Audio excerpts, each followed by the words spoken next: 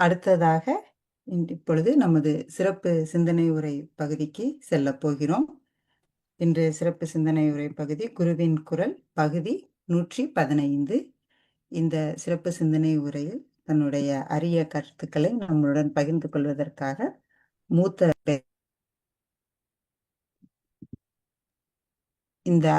தன்னுடைய அரிய கருத்துக்களை பகிர்ந்து கொள்வதற்காக மூத்த பேராசிரியர் பழனிசாமி ஐயா நம்முடன் இணைந்துள்ளார்கள். ஐயா வாழ்க வளமுடன். வாழ்க வளமுடன்மா. வாழ்க வளமுடன். மற்ற அனைத்து அன்பர்களுக்கும் ஒரு சின்ன வேண்டுகோள், உங்களோட ஃபோன் மைக்ரோஃபோன் மியூட்ல இருக்கான்னு மட்டும் ஒன்று செக் பண்ணிக்கோங்க. வாழ்க வளமுடன். நன்றிகள் ஐயா. இப்ப நீங்க ஆரம்பிக்கலாம் உங்க உரைய. வாழ்க வளமுடன்மா. வாழ்க வையகம், வாழ்க வையகம், வாழ்க வளமுடன். குரு வாழ்க, குருவே துணை. சிந்தனையை, உடல் நலத்தை சீர் அமைத்து உய்வித்த குருவே வாழ்க, வாழ்க வளமுடன், வாழ்க வளமுடன், வாழ்க வையகம். கனடா ஸ்கை யோகா அறக்கட்டளையை சிறப்பாக நடத்தி வருகின்ற ஆன்மீக அன்புள்ளங்கள், குறிப்பாக பேராசிரியர் முனைவர் சிவசங்கரம் ஐயா அவர்கள் மற்றும் இந்த நிகழ்ச்சியை தொடர்ந்து சிறப்பித்து வருகின்ற அன்பர்கள் அனைவருக்கும் அருட்தந்தை வேதாத்ரி மகர்ஷி அவர்கள் சார்பாக வாழ்க வளமுடன் என்ற வாழ்த்துக்களையும் எனது அன்பு கலந்த பணிவான வணக்கத்தையும் சமர்ப்பித்து, குருவின் குரல் வேதத்திரிய தொடர் சிந்தனையில் 115ஆம் பாகத்தில் வானியலும் சோதனமும் பற்றிய 4வது அமர்வு.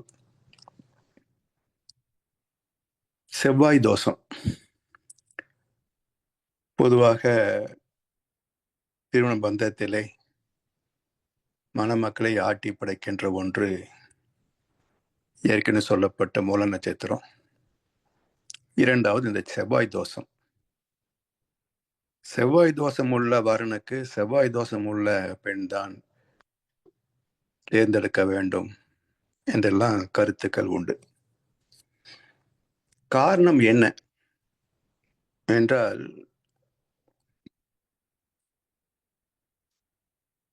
நுண் உயிரிலிருந்து ஜீவன்கள் வந்த பரிணாமத்தில்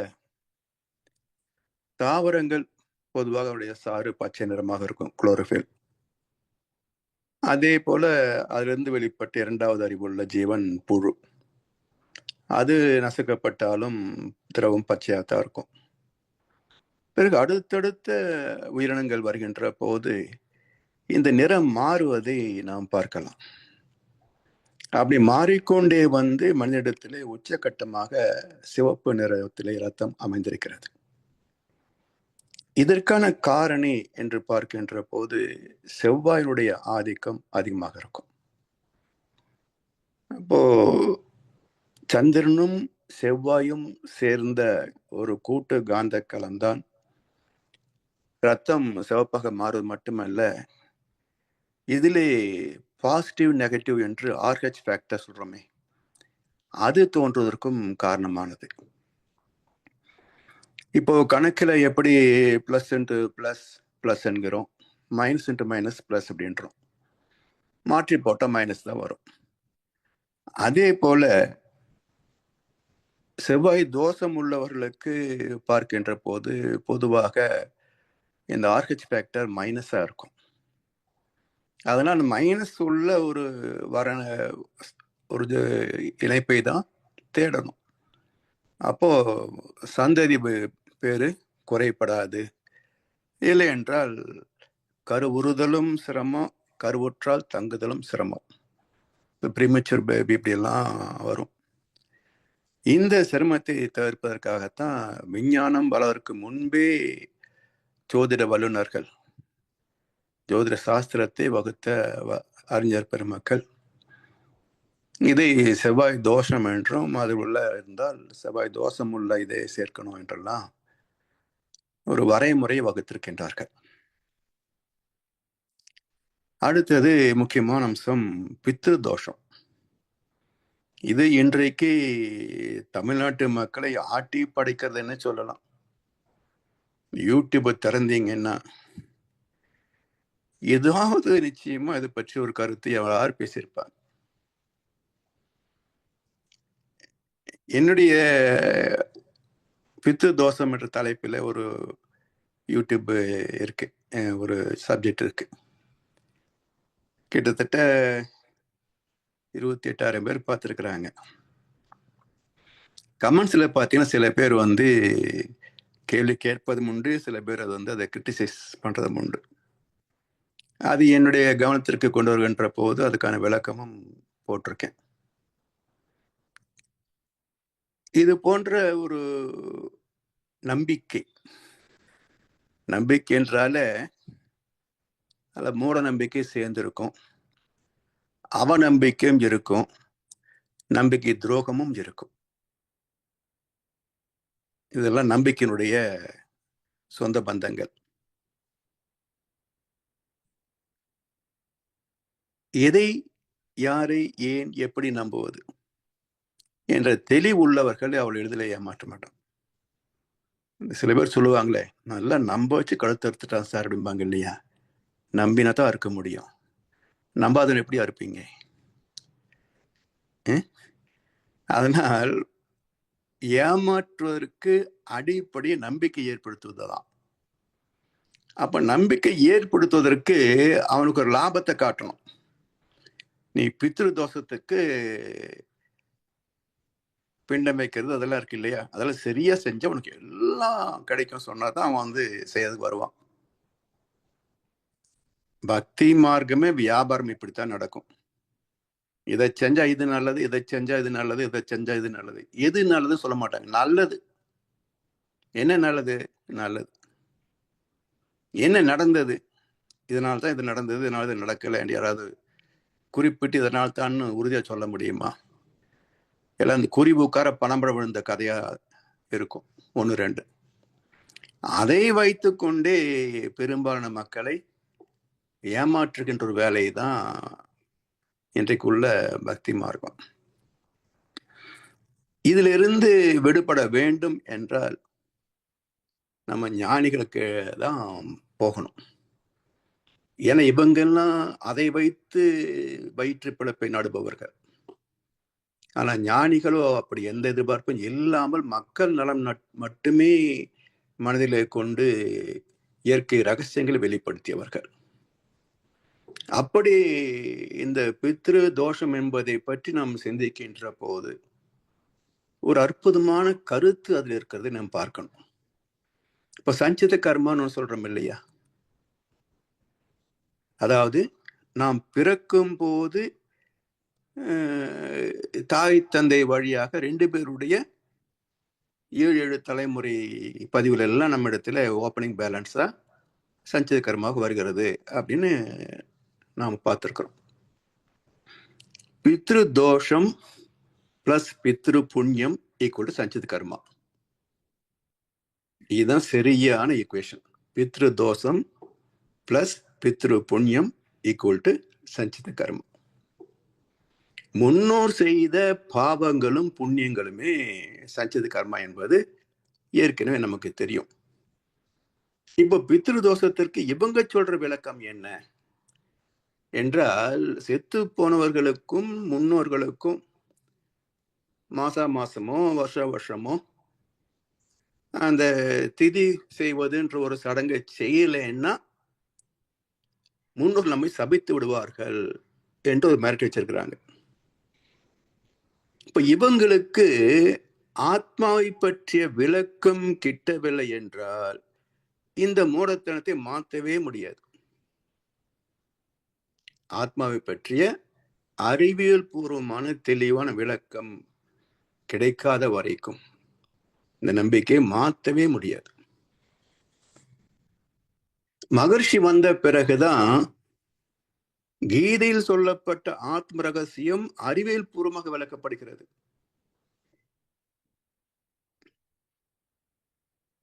இந்த பித்ரு தோஷத்துக்கு வக்காலத்து வாங்குற யாரா இருந்தாலும் சரி,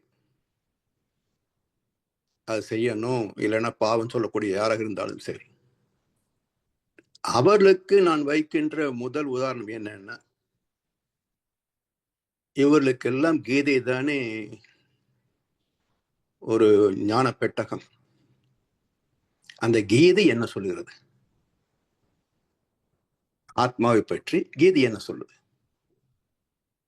இது யாரும் மறுக்க முடியாது இல்லையா? கீதை போய் சொல்றது. இப்ப கீதை என்ன சொல்லுகிறது? ஆத்மாவுக்கு எந்த சொந்த பந்தமும் கிடையாது. நீ ஏன் யுத்தம் செய்ய மாட்டேன்னு சொல்ற அர்ஜுனா? நீ பந்தப்பட்டிருக்கிறாய். ஆனா ஆத்மாவுக்கு எந்த பந்தமும் கிடையாது. அது அழிவதும் கிடையாது. அக்ஷர பிரம்ம யோகம். அது மட்டுமல்ல, நம்முடைய அனுபவங்கள் தானே ஆத்மா. இந்த அனுபவங்கள் காந்த களத்திலே தான் பதிவாகிறது. மையத்தில் உள்ள இறைநிலைக்கு போகாது. பரமாத்மாவுக்கும் போக முடியாது. ஏன்னா இந்த எலக்ட்ரோ என்செஃபலோகிராஃப் மூளை மின்னலை வரைவு கருவி, இது என்ன உண்மை காட்டுகிறது? உயிரோடு உள்ள ஒரு மனிதனிடத்துல சோதித்து பார்க்கின்ற போது அவனுடைய மன அலை வேகங்கள் என்ன என்பதை அளந்து காட்டுது. பொதுவாக எல்லோருக்கும் 14 to 40 வரைக்கும் என்று அது கணக்கு சொல்கிறது. 14க்கு கீழே போனா அது தப நிலை, ஆல்பா ஃப்ரீக்வன்சி அப்படின்னு சொல்லுது. 13 to 8 வரைக்கும் மனம் ஒடுங்குகின்ற போது எண்ணங்கள் தோன்றாது. ஏன்னா அனுபவங்களின் பிரதிபலிப்பே எண்ணங்கள். அனுபவங்கள் எங்க இருக்கு? ஆத்மாவிலே இருக்கு. அங்கிருந்து தான் பிரதிபலிக்கணும். அந்த பிரதிபலிக்கக்கூடிய அலைகள் எல்லாமே 14 மேலதான் இருக்கும். நாம 13 கீழே போயிட்டோம். இப்போ நம்மை தாக்காது, எண்ணங்கள் தாக்காது. அதுதான் தவம். எண்ணமற்ற நிலை தான் தவம். தியான. எனவே இந்த 13 to 8 என்பது தூய்மையான ஜீவகாந்த களம். இதற்கு உணரும் திறம் உண்டு. ஜீவன் என்றால பயோ, உயிர் அர்த்தம். இப்ப எப்படி நம்ம பயோ டேட்டான்னு சொல்றோமோ, அதுபோல் இந்த பயோ மேக்னட்டிசம் என்பது உணரும் திறன் இருக்கும். இது பதிகின்ற நிலை ஏன் வருது என்றால், நுண்ணுயிர் முதற்கொண்டு எல்லா ஜீவராசிகளுடைய உணர்வுகளும் 14க்கு மேலதான் உணர்கிறது. அதனால் எல்லா அனுபவங்களும் 14 to 40 தான் இருக்கும். 13க்கு இருக்கவே இருக்காது. அதனால் இந்த 2 நிலை, ஒன்று எந்த பதிவும் இல்லாத தூய்மையான காந்த களம் பரமாத்மா, பரிசுத்த ஆவி. 14க்கு மேல இது கலங்கப்பட்ட ஆத்மா, ஜீவ ஆத்மா. இப்ப இந்த பரிசுத்த ஆத்மா சொல்றோமே, பரமாத்மா, இதுல அனுபவங்கள் இருக்காது. ஆனா உணரும் தன்மை இருக்கும். இதைத்தான் என்ன சொல்றாங்க? இறைவனுக்கு எல்லாம் தெரியும் என்பார்கள். தெரியும், ஆனா எதையும் இருப்பு வச்சுக்க முடியாது. காரணம், அதுக்கு எல்லை கிடையாது. எல்லை இருந்தா தான் மையப்புள்ளி இருக்கும். மையப்புள்ளி இருந்தா தான் ஈர்த்து சுருக்கி இருப்பாக்கப்படும். மையம் இல்லைன்னா ஈர்ப்பு கிடையாது. அதனால தான் நம் உடலை கடந்து தவத்தில் ஆழ்ந்து போகின்ற போது உடல் இயங்கிக்கிட்டு தான் இருக்கும். ஆனா எந்த எண்ணமும் நம்மை தாக்காது. ஏன்னா நம்ம ஒடுங்கி நுண் அலைகளுக்கு போயிடுறோம். சரி, இன்னொரு உதாரணம் பாருங்க. இப்போ இவங்க சொல்வது போல செத்தவர்களுக்கு சொந்த பந்தம் இருக்குது, உணர்வு இருக்குது, சோறு போடுறானா போடலையான்னு பாக்குறாங்க, துணி வச்சு கும்பிட்டானா இல்லையான்னு பாக்குறாங்க, இல்லைன்னு சபிக்கிறாங்கன்னு வச்சுக்குவோம். செத்து போனவனுக்கே எல்லாம் தெரியுதுங்க. மகன் பேரன் சொந்த பந்தம் எல்லாம் தெரியுது.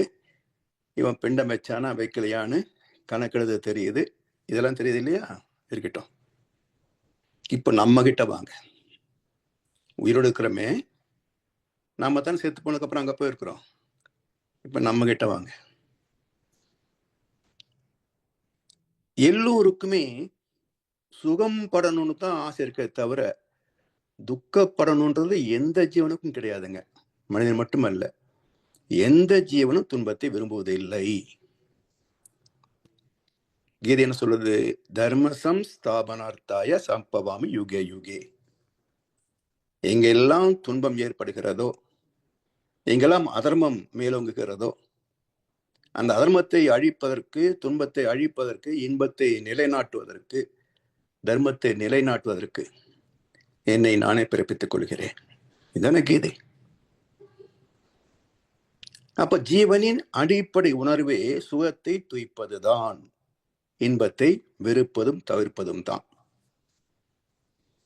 இப்ப அடுத்தது, இப்போ எனக்குள் இருக்கின்ற ஆத்மாவுக்கு உணர்வு இருக்குன்னு வச்சுக்கோங்க, சந்தோஷம் துக்கம் இருக்குன்னு வச்சுக்கோங்க. இப்ப அது என்ன பண்ணும்? இப்ப நம்ம வார்ட்ரோபில் துணி இருக்கு, இன்னைக்கு என்ன ட்ரெஸ் போடலாம் பாக்குறோம். நமக்கு பிடிச்சதுதான் எடுத்து செலக்ட் பண்ணி போடுறோம். நமக்கு பிடிக்காதெல்லாம் தூக்கி கீழே வச்சிடறோம் இல்லையா? என்னைக்காவது பார்த்துக்கலாம் சொல்லி கீழே வச்சிடறோம் இல்ல? அப்ப விருப்பு வெறுப்பு என்பது நம்ம பார்க்கின்ற போது ஆத்மா உணரும் என்றால் அதுக்கும் விருப்பு வெறுப்பு இருக்கும் இல்லையா? அப்ப அது என்ன பண்ணும்? நம்ம கப்போர்ட்ல பிடிச்ச துணி பிடிக்காத துணி எடுக்கிற மாதிரி அதுவும் அந்த ஆத்மாவிலே என்ன புண்ணியம் இருக்குது, என்ன பாவம் இருக்குது, பாவத்தை தள்ள அந்த பக்கம், புண்ணியம் மட்டும் கொண்டா என்று இன்பத்தை மட்டுமே தூய்க்கும் இல்லையா? அப்படி இருக்கா? அப்படி இருக்கா? இடுக்கண் வருங்கால் நாக்குக. சரி, ஏன் சிரிக்கணும்? அதனை அடுத்தூறுவது அக்தொப்பது இல். அடுத்து சந்தோஷம் வரும். வள்ளுவர் சொன்னாரா? இன்பத்தை அடுத்து துன்பம் வரும், துன்பத்தை அடுத்து இன்பம் வரும்னு வள்ளுவர் சொன்னாரா? அதனை அடுத்து ஊறுவது அக்துவப்பது இல். இது மாதிரி இல்லை. வேற சின்ன கஷ்டமா இருக்கலாம், பெரிய கஷ்டமா இருக்கலாம், இது மாதிரி இல்லை. Because nature never repeats. இயற்கை மீண்டும் செஞ்சதை செஞ்சிட்டு இருக்காது. ஒண்ணு வந்து அதோட போச்சு, வேற ஒண்ணுதான் வரும். ஆத்துல தண்ணி போற மாதிரி தான் புதிய நீர் வந்து கொண்டே இருக்கும், எதுவுமே தேங்காது. அதே போல இறைவன் படைப்பில், இறைவன் இயக்கத்தில் ரெப்பெக்ஷனே கிடையாது. அப்ப இதை போன்றது அல்லன்னு சொன்னாரே தவிர நீ துன்பம் வரும்போது சரியன்னு அடுத்தது சந்தோஷம் வரும்னு சொல்லல வள்ளுவர். அது போல இது தேர்வு செய்து இன்பத்தை மட்டுமே எடுக்கலாம் இல்லையா? சரி, இப்ப இதுக்கு சயின்டிபிக்கலா பார்ப்போம். ஒரு பென் டிரைவ் அல்லது ஒரு மெமரி கார்டு, இதுல ஒரு திரைப்படத்தை பதிவு செஞ்சிருக்கிறோம். இந்த பென் டிரைவ் ஆடுமா பாடுமா? இல்ல காதல் வச்சு பார்த்தா ஏதாவது கேட்குமா? ஒன்னும் இருக்காது. ஆனா இந்த பென் டிரைவ் ஒரு கம்ப்யூட்டர்லயோ டிவில ஃபிட் பண்ணினா அந்த படம் வெளியே வருதா இல்லையா? அந்த திரையில ஆடல் பாடல் எல்லாம் இருக்கா இல்லையா? அப்ப இத்தனையும் சுருங்கி இருந்த போது ஒண்ணும் இல்லை. அதுக்குரிய தகுந்த கருவி வந்து மலர்ச்சி பெறுகின்ற போதுதான் காட்சிகள். அதே போல ஆத்மாவில் சுருங்கி இருக்கின்ற ஒண்ணுமே கிடையாது. அது மலர்ச்சி பெற்றது மூளையிலே சிந்தனைகள், எண்ணங்கள். அப்ப நமக்குள் இருக்கின்ற ஆத்மாவே நான் அடைகின்ற மகிழ்ச்சியிலேயோ படுகின்ற துக்கத்திலேயோ பங்கு கொள்வது இல்லை. அது ரெண்டையுமே சாட்சியா பார்த்துட்டு இருக்குது. ரெண்டையுமே சாட்சியாக தான் பார்க்குது. அதுக்கு இந்த உடல் படுகின்ற மகிழ்ச்சியில பங்கும் இல்லை, உடல் துடிக்கின்ற துக்கத்துல வருத்தமும் இல்லை. இப்போ எனக்குள் இருக்கின்ற ஆத்மாவே நான் படுகின்ற துன்பத்தை பற்றி கவலைப்படவில்லையே, செத்து போன ஒருத்தனுக்கும் எனக்கும் என்ன சம்பந்தம் இருக்க முடியும்? சொல்லுங்க. அதை நம்புவதற்கு முன்னாடி நம்ம நம்பணும் இல்ல, from known to the unknown. அது இது ஏகப்பட்ட கதை. நீங்க சிங்கப்பூர்ல பாத்தீங்கன்னா ஒரு மலை மேல ஒரு சைனாக்காரங்க ஒரு இது வச்சிருக்கிறாங்க. இல்ல இந்த சைனா கிளையை வச்சு சொர்க்கம் நரகத்தை செட் பண்ணிருக்கிறாங்க. அதுல போனீங்கன்னா முதல் இதுல வந்து யமதர்மன் சித்திரகுப்தன் கணக்கு வாசிக்கிற மாதிரி ஒரு சிலை. அடுத்து என்னென்ன பாவத்துக்கு என்னென்ன தண்டனைகள், புண்ணியத்துக்கு பலனெல்லாம் காட்டல, பாவத்துக்கு மட்டும்தான் காட்டியிருக்கிறாங்க. எல்லாம் சிற்பங்களாக மோல்டு பண்ணி ரொம்ப அருமையா இருக்குது, பார்க்கலாம், ரசிக்கலாம். ஆனா இதுலயும் ஒரு கேள்வி என்னன்னா, செத்து போனா எங்க இருப்பான்? யாருமே இங்க காட்டல. தாத்தா எங்க போயிட்டாருன்னா சாமி கிட்ட போயிட்டாரு, மேலதான் கை காட்டுறான், யாரும் வீட்டுக்குள்ள கை காட்டல. அப்ப செத்தா எங்க போறாங்க? மேல. இப்ப மேல போன ஒருத்தர் திரும்பி வந்தாத்தானே சொல்ல முடியும், நான் அங்க போயிருந்தேன், அவ்வுலகம் சென்று வந்தேன், அமுதம் குடித்து வந்தேன், இந்திரனை கண்டு வந்தேன், இது பற்றி கேட்டு வந்தேன், அப்படிலாம் போனதான் சொல்ல முடியும்.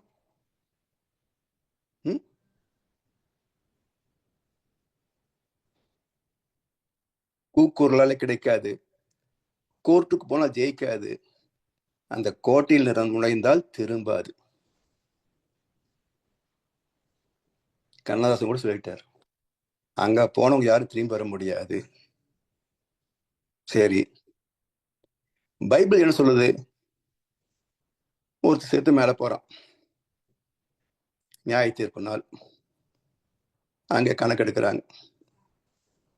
ஒண்ணு தேவன் சொல்றாரு, இவனை தூக்கி நரகத்தில் போடு.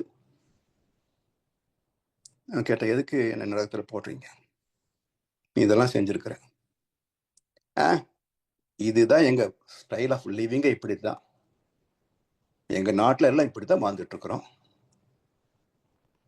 அப்ப எல்லாரும் இங்கதான் வருவாங்க. ஐயோ, ஒண்ணு பண்ணுங்க, எனக்கு கொஞ்சம் பர்மிஷன் கொடுத்தீங்கன்னா நான் கீழே போய் சொல்லிட்டு வந்துடுறேன், இது மாதிரி செய்யாதீங்கடா, நரகத்தில் போட்டுருவாங்க, அப்படி போய் சொல்லிட்டு வந்துடுறேன். தேவன் சொல்றாரு, நீ எல்லாம் போக முடியாது. பின்னிப்பே உங்களுக்கு தெரியும், அதற்காகத்தான் நான் தீர்க்க தரிசிகளை அனுப்புகிறேன். அவர்கள் சொல்லியே கேட்காதவர்கள் நீ போய் சொன்னாலும் கேட்க மாட்டாங்க. அவன் சொல்றான், சரி நீங்களே போய் சொல்லிட்டு வாங்களேன். நானும் போக முடியாது. தீர்க்க தரிசி சொல்லி நம்பாதவங்க நீ சொன்ன நம்ப மாட்டாங்க, நான் சொன்ன நம்ப மாட்டாங்க என்று பைபிளில் ஒரு வசனம் இருக்கு. அப்படி என்றால் இறந்தவர் பிறப்பதில்லை, இல்லை இல்லை இல்லையே, ஒரு கருத்தாச்சா? இப்ப அங்க போனதுக்கும் இதுக்கும் இணைப்பு இருக்கான்னு பார்த்தா, நம்ம உடம்புக்கு ஆத்மாவுக்கு நமக்கு இணைப்பு இல்லை.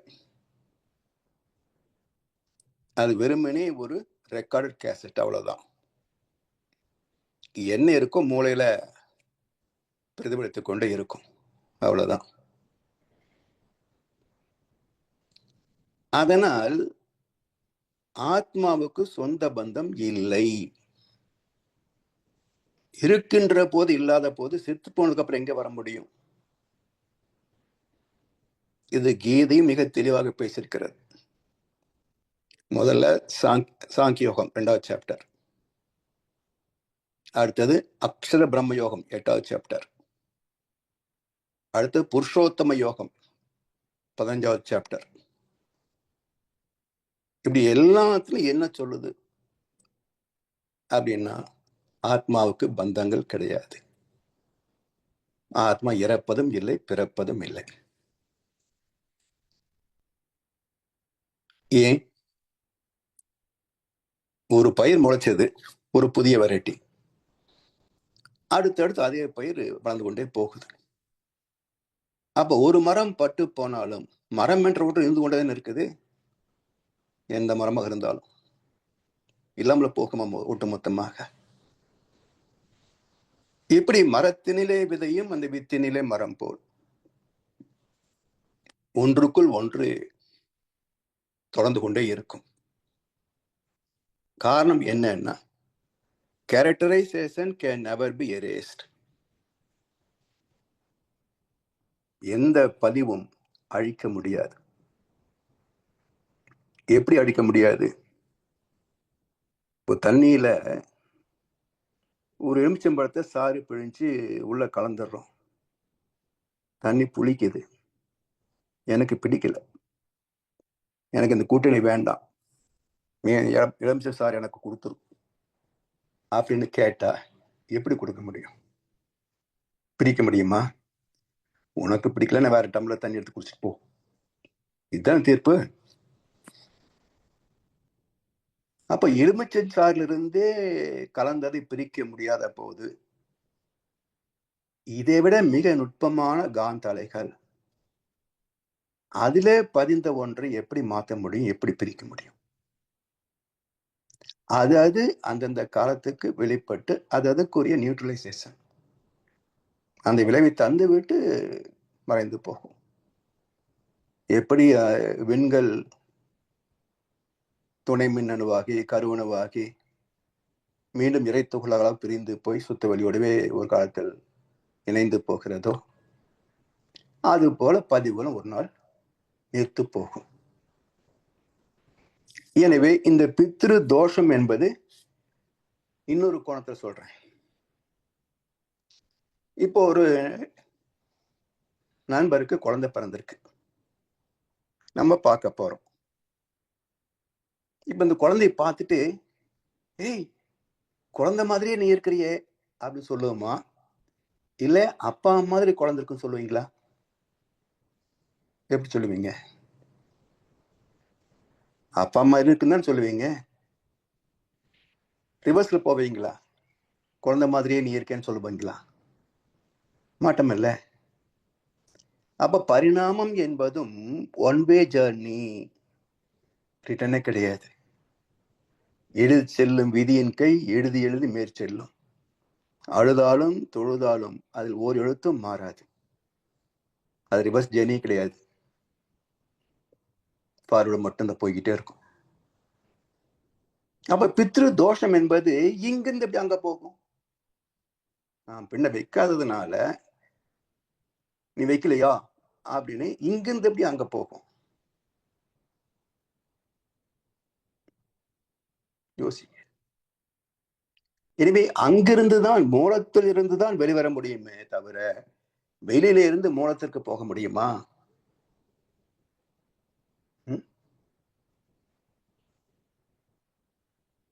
சாத்தியம் இல்லை. அதனால் பித்ரு தோஷம் என்பது என்ன என்றால், என் முன்னோர் செய்த பாவம் என் தலைமையில் விழுந்தது, அதுதான் பித்ரு தோஷம். என்னது? இவங்க செஞ்ச அயோக்கியத்தனமெல்லாம் இருக்குல்ல, இதுல இப்ப என் தலையில் விழுந்தது இல்ல, அதுதான் பித்ரு தோஷம். அதே போல அவங்க செய்த புண்ணியம் வந்தது இல்ல, அது பித்ரு புண்ணியம். அப்ப தோஷம் சந்தோஷம் ரெண்டும் சேர்ந்ததுதான் உலகம், இயற்கை, வாழ்க்கை. இதுல இந்த ரெண்டுக்கும் என்ன வித்தியாசம் தெரியுங்களா? பகவத்கீதை என்ன சொல்லுது? தானாக கிடைப்பதிலே நிறைவு பெறுபவன், எந்த ஒன்றையும் ஆசைப்பட்டு விரும்பி போய் பறிக்காதவன். அவன் வாழ்கின்ற காலத்திலேயே பிரம்ம நிர்வாணத்தை அடைகிறான். செத்து இறந்து போய் கதியை பெற நினைக்கும் பேதரை போல் என நினையேல். வள்ளலார் சொன்ன கருத்து பகவத்கீதையிலும் இருக்கு.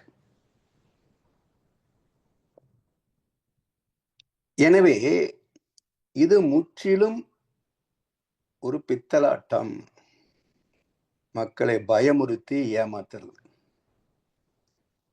அது மட்டும் இல்லை,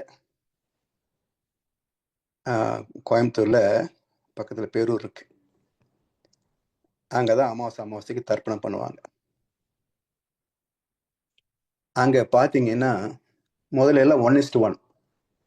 நான் சின்ன பையனா இருந்த போதில் அங்க அப்பாவோட போவேன். அப்போ அப்பா உட்கார்ந்து அவர் ஒருத்தருக்கு ஒருத்தர் தான் தர்ப்பணம் பண்ணி வைப்பாரு. ஏதோ ₹1 ₹1.25 தட்சணை வாங்கிப்பாங்க, அவ்வளவுதான் அன்னைக்கு இருந்த வியாபாரம். 90s நினைக்கிறேன். ஒரு தடவை நான் போயிருந்தேன். பார்த்தா ஒரு 20-30 பேரை வச்சு மொத்தமா யுகே யுகே அவங்கவுங்க தோப்புல நினைச்சுங்கோ, அவங்கவுங்க கோத்திரத்தை நினைச்சுக்குங்கோ, அவங்கவுங்க நட்சத்திரத்தை நினைச்சுக்குங்கோ, இவ்வளவுதான் யுகே யுகே தான். நீ 500, நீ 500, நீ 500, இல்லை 200, 200. ஒரு பேட்சுக்கு 5000, 10,000, 20,000 ரூபாய் சம்பாதிச்சிடறான்.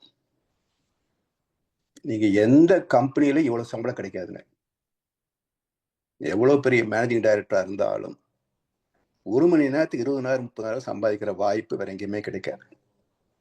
மதியத்துக்குள்ள ஒருத்தர் 1 லட்சம், 1.5 லட்சம் ரூபாய் சம்பாதிச்சிடறான். இதை விட்டு கொடுப்பாங்களா? அப்ப இதுக்கு என்ன புரோக்கர்கள் வச்சியாவது யூடியூப்ல பயமுறுத்து மக்களை என்றுதான் செய்வான். இப்ப இதிலிருந்து தெளிவாக துணிந்து வெளியே வர வேண்டும் என்றார் ஆத்மாவை பற்றி தெளிவான விளக்கம் வேணும். இதுதான் ஆத்மா, இதுதான் பரமாத்மா, இதுதான் பதிவு, இதுதான் விதி, இதுக்கு இதுதான் விளைவுகள். தெளிவா தெரிந்து கொண்டு விட்டால் தீதும் நன்றும் பிறர் தர வாரா. அவரவர் சிலுவையை அவரவரே சுமந்தாக வேண்டும். யார் சிலுவையையும் யாரும் சுமக்க முடியாது. அவன் பாவத்தை அவன் தான் சந்திக்கணும். இதெல்லாம் துல்லியமான இயற்கை விதி. இயற்கை விதி இது. கஷ்டம் வரும்போது யாராவது உதவி செய்வாங்களான்னு தான் பார்ப்போம். அது உயிரின் இயல்பு. அது ஆனா அது நம்ம துன்பத்தை நீக்காது, ஒரு ஆறுதல். அப்ப நமக்கு ஆறு சொல்லிக்க வேண்டியதுதான். நேற்று சொன்னது போல 1/7 நம்ம எந்த வெற்றி சந்தித்தாலும் அது ஏற்கனவே எப்படி சாமி சொல்லுவாங்களே, தராசுல எடைக்கல் வைக்கிறோம், மறுபக்கத்துல பொருள் வைக்கிறோம். உடனே வச்சு கரெக்டா எடுத்து 1 கிலோ போட முடியுமா? போட முடியாது. ஒரு பெரும் பகுதியை போட்டார். அதிகமாக இருந்தால் அப்படி கையில் அள்ளிக்கிறாரு, குறைவா இருந்தா கையில் எடுத்து அப்படியே போட்டே வர்றாரு. அந்த முள் 1 கிலோன்னு காட்டும்போது நிறுத்திக்கிறார். இப்போ கடைசியில போட்ட கொஞ்சம் தான் 1 கிலோவா? ஏன்னா அது போட்டதுக்கு அப்புறம் தான் முள்ளு சரியா வந்து நிக்குது. அப்படி இல்லை, ஏற்கனவே அதுல 950 கிராம் இருக்குது. இப்போ ஒரு கை 50 கிராம் அளவுக்கு போட்ட உடனே அந்த முள்ளு 1 கிலோன்னு கணக்குல காட்டுது. அது போல இன்றைக்கு நாம் சந்திக்கின்ற வெற்றியோ தோல்வியோ 950 கிராம் சஞ்சித கர்மா, பித்ரு தோஷத்திலேயோ பித்ரு புண்ணியத்திலோ இருக்குது. இதுல நாம் செஞ்சது ஒரு 50 கிராம் எஃபர்ட், அதில் நமக்கு 1 கிலோ பெனிஃபிட் கிடைச்சது. அப்போ இந்த வெற்றி வருகின்ற போது என்ன நினைக்கணும்? இந்த வெற்றியில் என் பங்கு 1/7, என் முன்னோரின் பங்கு 6/7. சோ நான் தலைகீழ ஆடக்கூடாது.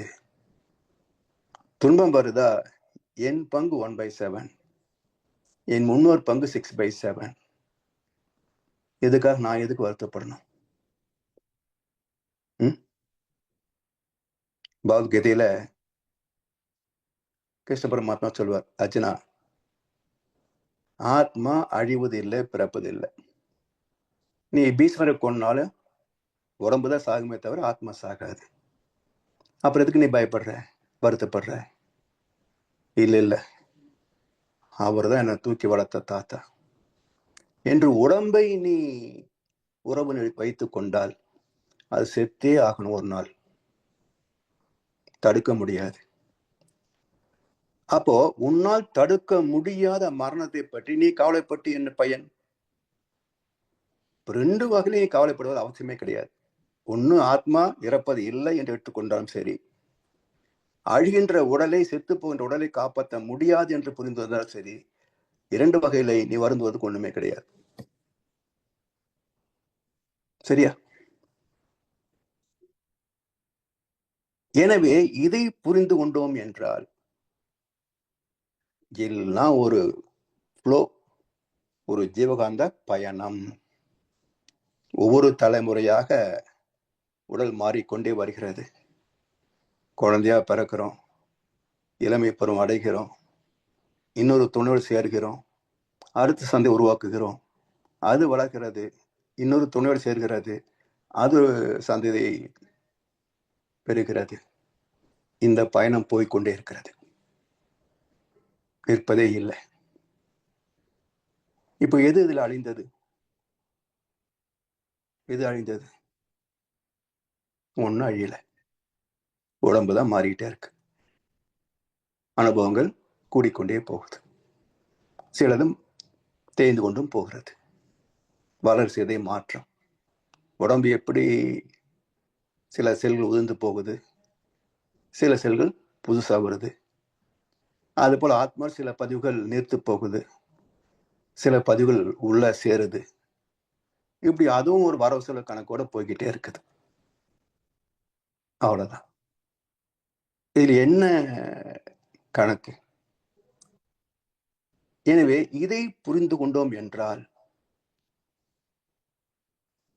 நம்முடைய முன்னோர்கள் எப்படியோ வாழ்ந்தாங்க, என்னோ பண்ணாங்க, அறிந்து அறியாமல், தெரிந்து தெரியாமல் என்னோ செஞ்சாங்க, எல்லாம் ரெக்கார்ட் இருக்கு. இப்போ நாம வந்துட்டோம், தெரிந்து கொள்கிறோம். அடுத்து என்ன? நம் கடமை அறவாழ்வின் நாட்டத்தை சிறக்கட்டும். அறவாழ்க்கை என்பது என்ன? ஊற்ற நோய் நோன்றல், உயிருக்கு உருகன் செய்யாமை. கஷ்டம் வருதா, ஏதாவது மருந்து சாப்பிட்டா சரியா போகுமா, இப்போ ஏதாவது தீர்வு இருக்கா?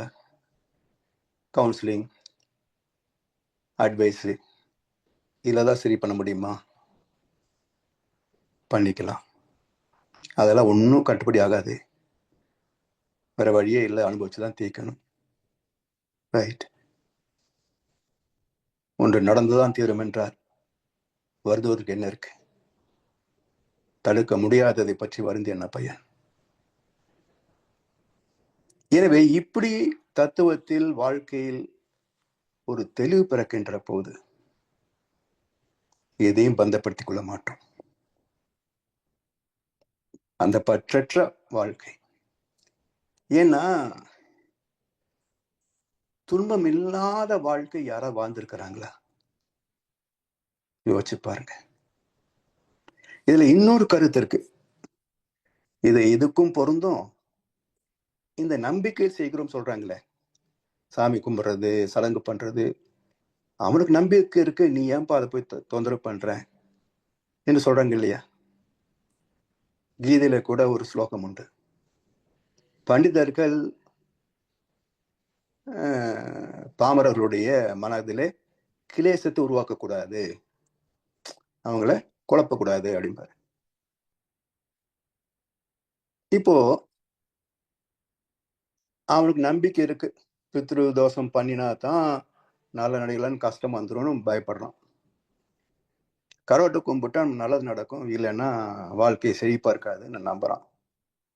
அதுக்காக அவன் கோயிலுக்கு போறான், பூஜை பண்றான், கும்பாபிஷேகம் பண்றான், உண்டையில காசு போடுறான், என்னென்னோ பண்றான். உனக்கு என்ன போச்சு? இது ஒரு கேள்வி.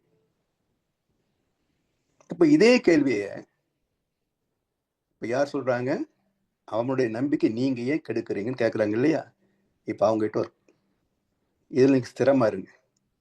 அவருடைய நம்பிக்கை நீ ஏன் கெடுக்கிற அப்படின்றது நீங்கள் ஸ்டெடியாக இருக்கணும் இல்லையா? சரி, இப்போ நான் ஒரு கேள்வி கேட்குறேன். இப்போ உங்கள் வீட்டில் குழந்தைகள் இருந்திருப்பாங்க, அல்லது இப்போ பேர குழந்தைகள் இருப்பாங்க. இப்போ அந்த குழந்தைக்கு இதே போல் நான் வாழ்ந்து விடுவேன் என்ற நம்பிக்கை இருக்கு. அந்த குழந்தைக்கு கடைசி வரைக்கும் வாழ்க்கை இப்படியே இருக்கும் என்ற நம்பிக்கை இருக்கு. விட்டுற வேண்டியது தானே? நீங்க அதை பிடிச்சி கொண்டு போய் ஸ்கூல்ல போட்டு படி நொங்குறீங்க. அதை பண்ணு இதை பண்ணாதன்னு வேறு அட்வைஸ் பண்ணிட்டே இருக்கிறீங்க. அவனுக்கு நம்பிக்கை இருக்குல்ல, விட்டு வேண்டியது தானே? இப்போ என்ன சொல்லுவீங்க? இது என்ன பைத்திய மாதிரி பேசுறீங்க? அது குழந்தைங்க, அதுக்கு ஒன்றும் தெரியாது, சமுதாயத்தை பற்றி ஒன்றும் தெரியாது. எனக்கு 60-70 வயசு ஆச்சுங்க, எனக்கெல்லாம் தெரியும். படிக்கலன்னு எப்படி வாழ்க்கையை நடத்த முடியும்? ஏமாத்துவானுங்கல்ல, வேலை கிடைக்காதுல்ல, அதான வாழ்க்கை. சரி, இப்போ எல்லாம் நீங்க தெரிஞ்சிருக்கிறீங்க, குழந்தைக்கு அட்வைஸ் பண்றீங்க. இப்போ கடவுள் கொடுப்பார் இல்லை தண்டிப்பார், உங்களுக்கு தெரியுமா? இது உங்களுக்கு தெரியுமா? எப்படி நீங்க அதை நம்புறீங்க? இப்ப நீங்க வாழ்ந்து பார்த்தீங்க, அவனுக்கு அட்வைஸ் பண்றீங்க, ஒத்துக்கிறேன். இதே போல யார் வாழ்ந்து பார்த்து அட்வைஸ் பண்ணாங்களோ அவங்கள தான் நீங்க ஃபாலோ பண்ணணும். கேள்வி சரிதானே? அப்போ குழந்தைக்கு ஒரு நியாயம், உங்களுக்கு ஒரு நியாயமா? அவன் நம்பிக்கை கெடுக்காதுன்னு சொன்னா குழந்தைக்கு கெடுக்காதீங்க, அதை விட்டுருங்க, ஆடிக்கிட்டே இருக்கட்டும். என்ன பண்ண தோணுதோ பண்ணிட்டு போகட்டும், விட்டுருங்க. அதை முறைப்படுத்தினால்தான் வாழ்க்கை சிறக்கும் என்ற கருத்து உங்களது ஏற்புடையது என்று சொன்னால், அதே போல தெய்வத்தை அறிந்து தெய்வ நீதி புரிந்து நமக்கென்று இதிகாசங்களை வேதங்களை வகுத்து தந்தார்களே, அவங்களை எல்லாம் நம்பணும். நீங்க எதுக்கு பூசாரியும் மதவாதியும் நம்புறீங்க? இல்ல நீங்களே அறிந்திருக்கணும் இல்லையா? இப்படி விதண்டாவாதங்கள், தெரியாத ஒன்றை தெரிந்தது போல் பேசுகின்ற விதண்டாவாதங்கள்,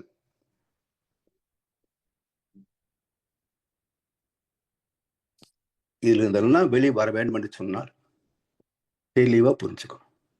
பித்ரு என்றால் முன்னோர்கள், பித்ரு தோஷம் என்றால் முன்னோர் செய்த பாவங்கள். அப்ப முன்னோர் செய்த பாவங்கள் இப்ப நம்மளுடைய வாழ்க்கை, அந்த லைஃப் ஸ்பேன், அந்த ஆயுள் காலத்துல வெளியே வர வேண்டும் என்று சொன்னால் வெளி வந்துதான் தீரும். யார் தடுக்க முடியும்? யார் மாற்ற முடியும்? ஒருத்தரும் தடுக்கவோ மாற்றவோ முடியாது. தீர்ப்புகள் திருத்தப்படுவது இல்லை இறைவனின் நீதிமன்றத்தில்.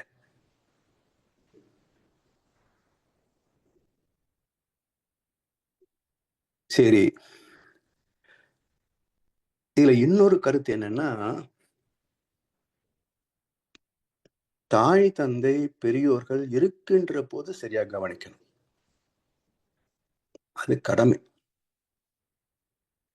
இன்றைக்கு இந்த யூடியூப்ல வாட்ஸ்அப்ல பாத்தீங்கன்னா, குழந்தைகளை நம்பாதீங்க, உங்களுக்குன்னு தனி எடுத்து வச்சுக்கோங்க, உங்களுக்கு பிறகு அவங்க எடுத்துக்கிற மாதிரி ஒயில் எழுதி வச்சிருங்க.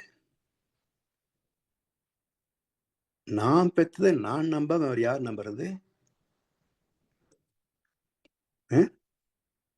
குழந்தைகள் நம்பாது இன்னொருத்தர் எனக்கு அட்வைஸ் பண்றான்.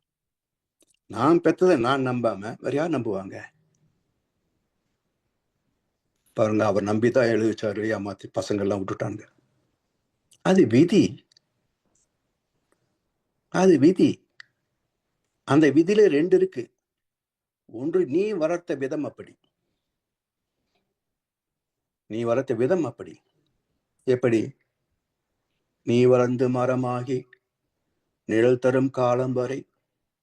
அவனும் உனக்கு பெற்றுக்க சொன்னான், எனக்கு வயசாயிரும், உழைக்க முடியாது, அப்ப என்னை வச்சு நீ காப்பாற்றணும் அப்படின்னு அவன் கேரண்டி கொடுத்தான். நான் பிறக்கும் போது நான் உன்னை காப்பாத்துறேன்னு. நீ பெத்துக்கிட்டு அவனை போய் காப்பாத்து சொன்ன எப்படி? அவன் எப்படி வளர்க்கணும்? வயது வந்தால் வாழ்க்கை துணை தேவை என்ற தேவை, வேண்டாம் பிரம்மச்சரி இருந்துக்கோ. சரி, தேவை இல்லறம் கண்டாச்சு, சந்ததி தவிர்க்க முடியாதது. அதை வளர்க்க வேண்டிய பொறுப்பு எங்களுடையது. இந்த கடமையை நான் செய்கிறேன். அது காப்பாத்துமா காப்பாத்தாதா அதெல்லாம் வீதி விடுங்க, நம்ம கடமையை செய்றோம். என் பிள்ளையை பொறுப்போடு வளர்த்து ஆளாக்குவது என் கடமை என்று நான் செய்திருந்தால், அந்த குழந்தை என் தாய் தந்தை வைத்து காப்பாற்றுவது என் கடமை என்று அது தன் கடமையை செய்யும். நீ எதிர்பார்த்தா அதுவும் எதிர்பார்க்கும். நீ வளர்ந்து மரமாகி நிழல் தரும் காலம் வரை நீ எதிர்பார்த்தேன்னா இதை வச்சுக்கிட்டு நமக்கு எதுக்கு தண்டை செலவு, அது கணக்கு பார்க்கும். நீ கடமையின்படி வளர்த்திருந்தால் அது கடமையின்படி பொறுப்பேற்கும். தப்பு எங்கே? தப்பு எங்கே? சரி, அப்படியும் இல்லை, கடமைப்படியே செய்துட்டேன், ஆனாலும் கைவிட்டுட்டேன். இதுவும் என் கர்மாக்களில் ஒன்று. அவன் மீது தவறு இல்லை. நதியின் பிழையன்று நறும்புணல் இன்மை, பதியின் பிழையன்று பயந்தனமை புறத்தால், விதியின் பிழை நீ இதற்கு வெகுண்டது என்ன என்றான் கம்பராமாயணம். நதி வெள்ளம் காய்ந்து விட்டால் நதி செய்த குற்றம் இல்லை, விதி செய்த குற்றம் என்று வேற யாருமா? கண்ணதாசன் பாட்டு. அப்ப பித்திரு தோஷத்துல வருது. இப்போ நான் கடமையோடு வளர்த்திருந்தும் கூட அவன் கடமை தவறிவிட்டான். இது அவன் தவறு அல்ல, பித்திரு தோஷத்தின் தவறு. இதுதான் பித்திரு தோஷமே தவிர நான் செத்து போன பிறகு பிண்டம் வைக்காத பித்திரு தோஷமே கிடையாது. நான் அதெல்லாம் விட்டு பல வருஷம் ஆகி போச்சு.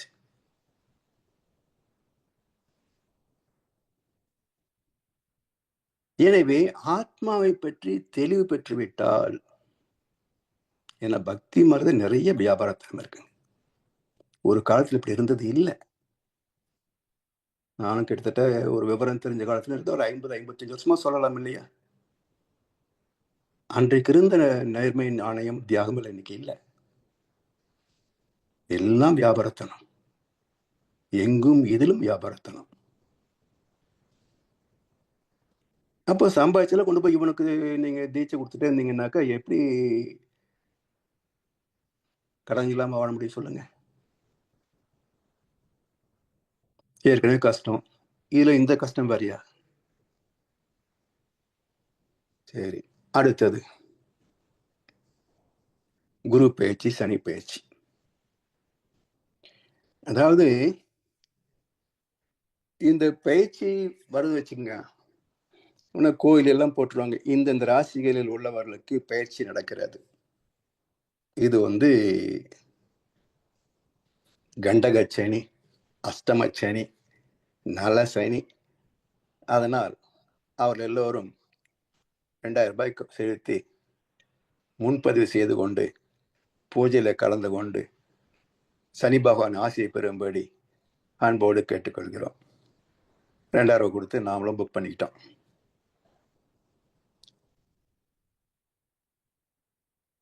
நம்ம வீட்டில் இப்பெல்லாம் எல்லாமே கேபிள் வந்துருச்சு. 80s 90s எல்லாம் ஆண்டனா தான் மேலே. நாம கட்டிங் பேரு எல்லாம் வச்சு ரொம்ப டைட் பண்ணி அந்த எலிமெண்ட்ஸ் எல்லாம் ஃபிட் பண்ணி வச்சுட்டு பார்த்துட்டு இருப்போம். ஏதோ ஒரு வருஷம் 6 மாசம் கழிச்சு அப்படி மேலே போகும்போது பார்த்தோம்னா 1-2 எலமெண்ட்டை பிடுங்கி கீழே போட்டிருக்கும் காத்து. அதே போடுறாது, நம்ம கட்டிங் பிளேயர் வச்சு எப்படி அமுக்கி டைட் பண்ணினோம், எப்படி பிடிங்கி போடுச்சு? அப்போ கட்டிங் பிளேயர் பெருசு வலிமையா, என் வலிமையா, அல்லது காற்றின் வலிமையா? எது பெரியது? காற்றின் வலிமை தானே. அப்ப இந்த காத்தே நம்மால தடுக்க முடிவது இல்லை. காற்றுக்கு என்ன வேலி, கடலுக்கு என்ன மூடி? அப்படி இருக்கிற போது இதை விட பல மடங்கு சக்தி வாய்ந்தது ஒவ்வொரு கோளும். குருவாகட்டும், சனியாகட்டும், பல மடங்கு ஆற்றல் மிக்கவை. அந்த கோளுடைய ஆற்றலை ஒரு 2000 ரூபாய் வாங்கி பூ மாலை, பூவு, பழங்கள் அது இதெல்லாம் வாங்கி நெருப்புல போட்டு இதை மாற்றிக்கொள்ள முடியும் என்று நம்ப வைத்தால் அவனுடைய துரோகத்தை என்ன சொல்ல, அவனுடைய முட்டாள்தனத்தை என்ன சொல்ல?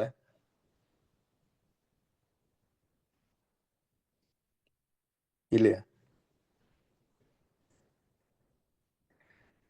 இயற்கை மிக வலியது. இந்த மந்திரத்துக்கெல்லாம் அது கட்டுப்படி ஆகாது. பலன் உண்டு, மந்திரத்துக்கு பலன் உண்டு.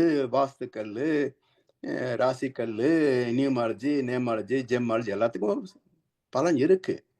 ஆனா எத்தனை பர்சன்டேஜ் பலன், அதை சொல்லுங்க. பலன் இருக்குன்ற ஒரு வார்த்தையை மட்டும் வச்சுக்கிட்டு நீங்க 100 நினைச்சுக்க கூடாது. எவ்வளவு இருக்கு? 0.0001 இருக்குது.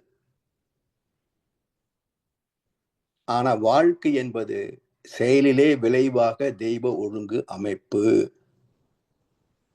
அப்போ தர்மத்தை பின்பற்றிவிட்டால், அறத்தை பின்பற்றிவிட்டால் 100க்கு 80 வாங்கினாலும் டிஸ்டிங்ஷன்.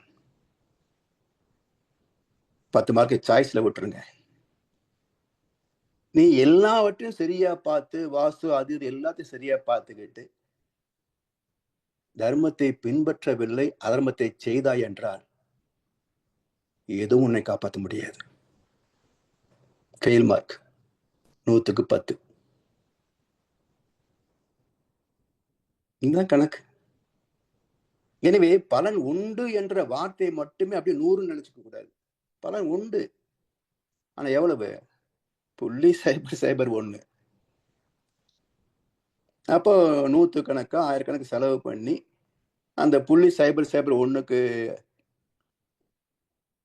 அவஸ்தைப்படுறீங்களே, அந்த பணத்தை சம்பாதிச்ச பாவத்தை குறைச்சிங்கன்னா, அந்த பணத்தை சம்பாதிச்ச பாவத்தை குறைச்சிங்கன்னா உண்மையிலேயே புண்ணியம் இருக்கும்.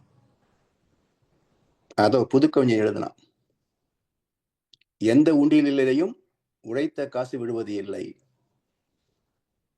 ஏன்னா உழைத்தவன் எங்க போவான் போடுறதுக்கு?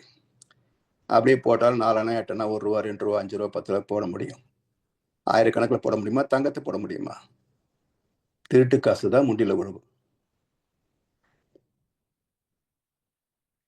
அதான் ஒரு ஆன்மீக இதுல ஒரு அம்மா சொன்னாங்க, பல இப்படியெல்லாம் லூட் பண்ணிக்கிறாங்க வர வசூல் பணத்துல. அதுக்கு இந்த அம்மா சொன்னாங்க, திருட்டு காசு திருட்டுக்கு தான் போகும்.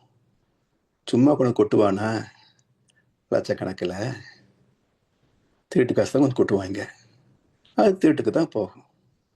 எனக்கு என்ன அப்படின்னாங்களாம். எனவே இதையும் வள்ளுவர் சொல்றாருங்க, பணத்துக்கு ஏன் மதிப்புன்னா அது புண்ணியத்தின் பலன். புண்ணியம் மதிப்புக்குரியது. அதனால் பொருள் அல்லாதவரையும் பொருள் என செய்யும் பொருள் அல்லது இல்லை பொருள். அவன் ஒரு பைசாவுக்கு பொருத்தம் இல்லைங்க, சுத்த தத்தி. ஆனா பணக்காரனாச்சே. சார் எப்படி இருக்குங்க, சந்தோஷமா? கும்பிடு போட்டு தான் ஆகணும். ஏன்? அவனுக்கு மதிப்பு இல்லை, அவன் பணத்துக்கு மதிப்பு. ஏன்? பணம் புண்ணியத்தின் வெளிப்பாடு. இது எல்லாம் கொடுப்பது கோள்கள் மட்டும் நினைக்கிறான் பாருங்க. இங்கதான் குரு மூளை சிந்தனை திறத்திற்கான ஒரு கோள். உச்சத்தில் இருந்தா சிந்தனைகள் எல்லாம் சிறப்பாக இருக்கும். நீச்சத்துக்கு போயிட்டா கொஞ்சம் கம்மியா டல்லா தான் இருக்கும். அது பாடு சுத்திக்கிட்டு இருக்குது. அதுக்கு தகுந்த மாதிரி திடீர்னு அந்த பக்கம் போய் ஜம்ப் பண்ணிடுது. கிராஜுவலா சுத்திக்கிட்டே இருக்கும். அப்ப நம்முடைய எண்ணங்களும் மாறிக்கொண்டேதான் இருக்கும். அதனால எதையுமே சீர்தூக்கி பார்ப்பது, நம்பிக்கை உள்ளவிடத்திலே கலந்து பேசுவது. எதுக்காக கலெக்டிவ் டெசிஷன் வச்சிருக்கிறாங்க? என் கிரகணம் சரியில்லை, எனக்கு குரு நீச்சத்துல இருக்குது, மூளை சரி வேலை செய்யாது. இதை செய்யலாம்னு சொன்னா உப்பு வைக்க போனா மழை பெஞ்ச மாதிரி இருக்கும். இன்னொருத்தருக்கு குரு உச்சத்தில் இருக்குது, அவர் இது சரி வராதுங்கன்றார். ஏத்துக்கிட்டா நான் நட்டத்தை தவிர்த்து விடலாம். இதுக்கு பேர் தான் கவுன்சிலிங். இதைத்தான் நம்ம ஜோசியத்திலும் பார்க்குறோம், கவுன்சிலிங். நம்ம நினைச்சா ஒன்று தப்பா இருக்கலாம், அவர் என்ன பண்ண சொன்னோம் சரியா இருக்குமோன்றதுக்காக அங்க போறோம். ஆனா எப்படி சொல்ல முடியும்? எல்லாத்துலயும் மாஸ்டர் இருக்க முடியுமா? ஸோ யாரிடத்துல எந்த விஷயத்த கேட்டா நமக்கு நல்ல ஒரு கருத்து கிடைக்குமோ அவரிடத்துல கேட்டா அந்த கருத்து பயனுள்ளதாக இருக்கும். யார் யார்கிட்ட கேட்டா அவங்களுக்கு தெரிஞ்சதெல்லாம் சொல்லுவாங்க. அது நமக்கு பயனாகுமா? சிக்கலையும் கொடுக்கலாம். எனவே ஏற்கனவே சொன்னது போல சனி பயிற்சியோ, குரு பயிற்சியோ, ராகு பயிற்சியோ, கேது பயிற்சியோ, கோள்கள் நம்முடைய பிறப்போடு சம்பந்தப்பட்டவை. அந்த கோணத்தில் மாற்றம் ஏற்படுகின்ற போது உடல் உபாதைகள் தோன்றும். இவையெல்லாம் மருந்திலே சரியாகிவிடும். மருந்தில் சரியாகாத நோய்கள் எல்லாமே கண்ம நோயின் பேரு, பாவத்தின் வெளிப்பாடு. அவை எல்லாமே எத்தனை நாட்கள் எத்தனை வருஷங்கள் அதில் கஷ்டப்படணும் விதி இருக்கிறதோ அது வரைக்கும் பட்டுத்தான் தீரணும். வேற வழி கிடையாது. யாரும் நமக்கா சுமக்கவும் முடியாது.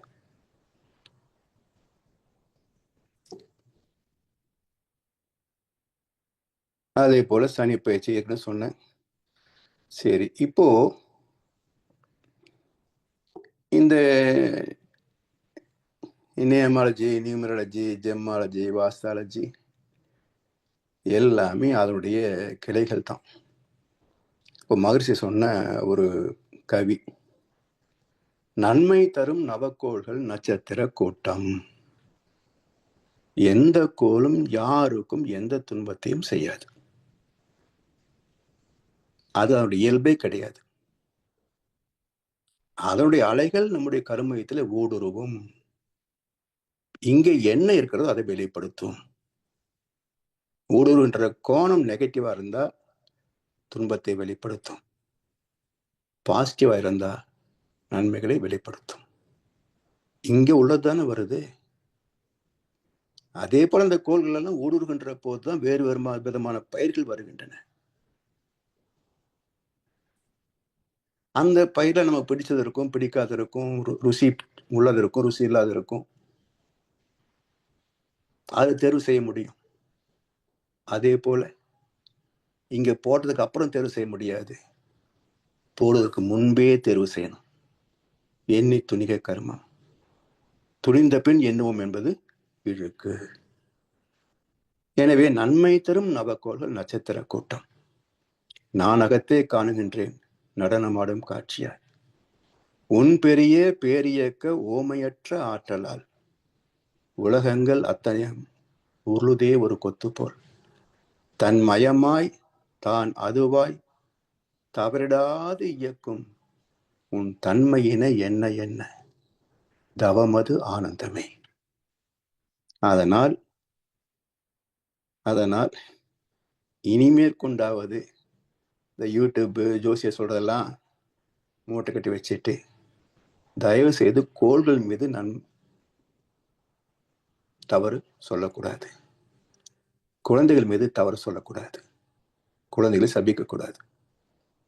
நல்லா செஞ்சாலும் செய்யாமல் விட்டு விட்டாலும் நம் குழந்தைகள், அவங்கள சபிக்க கூடாது. அடுத்து என்ன,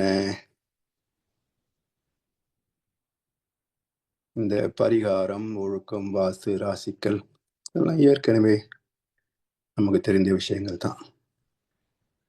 அதற்காகத்தான் ஒரு கடைசியில் ஒரு கருத்தை சொல்லி இந்த தலைப்பை நிறைவு செய்திடலாம். இந்த பஞ்சபூத நவகிரகம் ஜோதிடர்கிட்ட நான் போகும்போது சில கோளுடைய அலைவீச்சு சரியில்லை. சனி கிரகம் வச்சுங்களேன், சனி பயிற்சியோ சனியினுடைய 7ஆம் இடமோ 8ஆம் இடமோ என்னமோ வச்சுக்கங்க. உடனே நீங்கள் வந்து திருநள்ளாறு போய் ஒரு அர்ச்சனை அபிஷேகம் பண்ணிட்டு வாங்க அப்படின்னு சொல்லுவார். உடனே போயிட முடியுமா? கோயம்புத்தூர்லேருந்து அது 500-600 கிலோமீட்டர் அந்த பக்கம் இருக்குது. ஏற்கனவே கடன் பிரச்சனை. இல்லை இங்கேருந்து போயிட்டு வரணும், குடும்பத்தோடு போயிட்டோன்னு இன்னொரு 2000-3000 செலவாகும். யார்கிட்ட கடன் வாங்குறது? அதை போய் கேட்டு பார்த்து ஏதோ கடன் வாங்கி போயிட்டு வந்தால் நமக்கு சனியுடைய எஃபெக்ட் தீர்ந்து போயிடும் அப்படின்னு ஒரு நம்பிக்கையோடு போய் 4 பேர்கிட்ட கடன் கேட்டு வாங்கி போய் இதோட எனக்கு பிரச்சனைலாம் தீர்ந்ததுன்னு கும்பிட்டு திரும்ப வந்து போன வாரம் திருநெல்வேலி போயிருந்தோம், கஷ்டமெல்லாம் போயிருக்கும். இப்படி அந்த சொல்லப்பட்ட நாளிலிருந்து போயிட்டு வந்து சில நாட்கள் வரைக்கும் திரும்ப திரும்ப நினைக்கிறோம் இல்லையா? திருநள்ளாறு அந்த எண்ணமே வலு சேர்க்கும். எண்ணத்துக்கு வலிமை இருக்குல்ல, அந்த எண்ணம் ஒரு மாற்றத்திற்கான சூழ்நிலை ஏற்படுத்தலாம். அதை விட முக்கியமானது என்னன்னா, இது மட்டும் போய் கிரகத்தை மாத்திரமான அடுத்த கேள்வி வரும் இல்லை? அது மாத்தாது, ஏற்றுக்கொள்ளக்கூடிய மனதை தந்துவிடும். இப்போ ஒன்றும் இல்லை, ஒருத்தர் பேசுறதோ செய்யறதோ எனக்கு பிடிக்கல, இப்படி செய்கிறாங்களேன்னு அதை பார்த்து எரிச்சல் வரும், கோபம் வரும். இதுக்கு பதிலாக அவங்க இப்படித்தான் செய்வாங்க. இப்போ என்னாச்சுங்க? அக்செப்டபிலிட்டி. இப்போ அது கோபம் வராது. இதுக்கு தான் இன்னொன்று சொல்லுவாங்க. இப்போ ராகு தோஷம் இருந்ததுனாக்கா சனிக்கிழமைகளில் பெருமாள் கோயிலில் போய் கருடாழ்வாருக்கு நெய் விளக்கு ஏற்றுங்கன்னு சொல்லுவார். இது ஏதோ இந்த நெய் விளக்கு ஏற்றினா நம்ம பிரச்சனை தீர்ந்து போய் நினச்சது நாம் போய் பண்ணுறோம். ஆனால் அதனுடைய தத்துவார்த்தம் என்ன சொல்லியிருக்குதுன்னு பார்த்தீங்கன்னா, இப்போ ராகு கேது தோஷம் என்பது பாம்பு சக்தி. பாம்பு எங்கே இருக்குது? இப்போ ஏதோ கூகுளில் பார்க்குறோம், பறக்கும் பாம்புன்னெலாம் பார்க்குறோம். ஆனால் பொதுவாக பாம்பெல்லாம் ஊர்ந்து போகக்கூடிய ஒரு ஜீவன். கருடாழ்வார் உயரத்தில் பறக்கக்கூடிய ஒரு பறவை. இப்போ இதனுடைய ஏரியா ஆஃப் ஆப்ரேஷன் எவ்வளோன்னு பாருங்க. பாம்பு எவ்வளோ நீளமோ அவ்வளோ தூரம் தான் நிலத்தை அளக்க முடியும். இது போகிற தூரத்துக்குள்ள அந்த கருடாழ்வார் எவ்வளோ தூரம் போயிடுதுங்க? ரொம்ப தூரம் போயிடும். அப்போ நான் என்ற ஒரு மையத்தில் நிற்கிற போது துன்பம் பெருசா தெரியும். நீங்க விரிஞ்சு மேல போயிட்டீங்கன்னா துன்பம் சிறுசா தெரியும். இன்னொரு உதாரணம் சொன்னா ஈஸியா புரிஞ்சுக்கலாம். இப்போ ஒரு குவளை தண்ணீர்ல 2 ஸ்பூன் உப்பு கலந்தீங்கன்னா குடிக்க முடியாது இல்லையா? இப்போ என்ன பிரச்சனை? 2 ஸ்பூன் உப்பு கலந்துட்டாங்க, அதுல எப்படி குடிக்கிறது?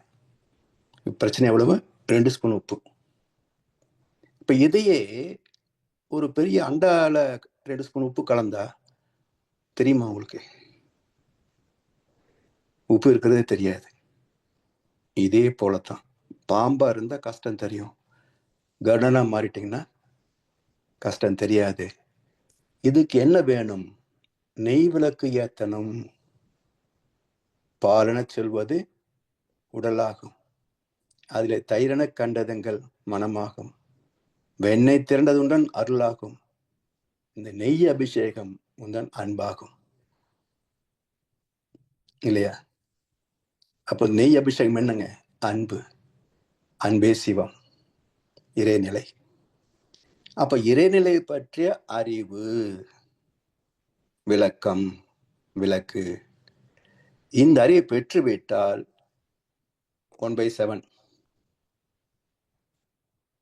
இப்போ சமாளிச்சிடலாம். 1/7 தானே, மனசு லேசாயிடுது இல்லையா? ஸோ நமக்கு அதை தாங்கிக் கொள்ளக்கூடிய மன வலிமை வந்து விடுகிறது. இப்படி தத்துவத்திற்குள் ஆழ்ந்து போகின்ற போது நம்முடைய உண்மையான முன்னோர்கள் மக்கள் நலம் நாடி இவற்றெல்லாம் அறிமுகப்படுத்திய சான்றோர் பெருமக்கள் அவங்க நமக்கு தந்ததெல்லாம் புரிந்து கொள்கின்ற போது அதை நம்ம முழு நம்பிக்கையோடு பயன் கொள்ளலாம். வியாபாரிகளை தவிர்த்து மக்கள் நலம் நாடும் உண்மையான மகான்களை துணை கொண்டு வாழ்க்கையை லகுவாக்கிக் கொள்வோம் என்று சொல்லி வாய்ப்பளித்த அனைவருக்கும் நன்றி பாராட்டி இந்த உரையை நிறைவு செய்கின்றோம். அடுத்த ஒரு முக்கியமான தலைப்பு, பிறப்புக்கு முன் இறப்புக்கு பின் உயிரின் நிலை. இந்த பித்ருதோஷம் கணக்கு இன்னும் கொஞ்சம் விரிவாக பார்க்க இருக்கிறோம். வாழ்க வளமுடன். வாழ்க வளமுடன் ஐயா. மிக்க நன்றிகள். மிகச் சிறப்பான சிந்தனை உரை. நீங்க ஃபர்ஸ்ட் லைன்ல கொடுத்த அந்த டேக் லைனுக்கு மிக பொருத்தமான ஒரு இந்த ஜோதிடம், வானியலும் ஜோதிடமும் அப்படிங்கிறது. ஏன்னா எல்லாருக்குள்ளேயும் அந்த நம்பிக்கை, மூட நம்பிக்கை, அவநம்பிக்கை, நம்பிக்கை துரோகம், இது ஒரு டிஃப்ரெண்ட் ப்ரொபோசிஷன்ல இந்த ஒரு ஜோதிடத்தை பத்தி எல்லாருக்குமே ஒரு கருத்து இருக்கும். அதை நீங்க நல்ல உளவியலோட சேர்ந்து நல்லா விளக்குனீங்க. இப்போ அன்பர்கள் உங்களுக்கு ஏதாலும் கேள்விகள் இருந்தா உங்க கைகளை உயர்த்தி ஐயா கிட்ட கேட்டுக்கலாம்.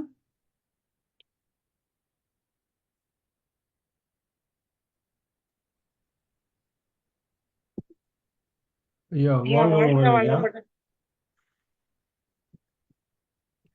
வாழ்க வளமுடன். ஐயா. தன ஐயா. ஓம் ஐயா வாழ்க வளமுடன் ஐயா.